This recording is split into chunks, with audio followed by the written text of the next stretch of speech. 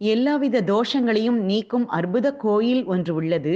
அதுதான் புதுக்கோட்டை மாவட்டத்தில் உள்ள பேரையூர் நாகநாதர் ஆலயம். இந்த கோயிலை சுற்றி ஆயிரக்கணக்கான நாகங்கள் பிரதிஷ்டை செய்யப்பட்டுள்ளன.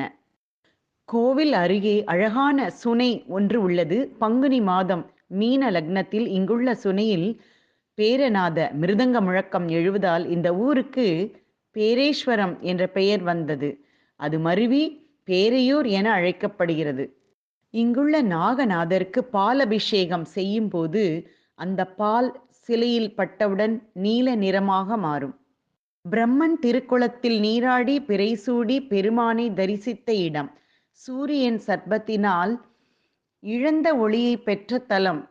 இந்திரன் சாப விமோச்சனம் பெற்ற திருத்தலம் என பல சிறப்புகள் வாய்ந்த தலமாகும். இந்த கோயிலில் நாகநாதனை பால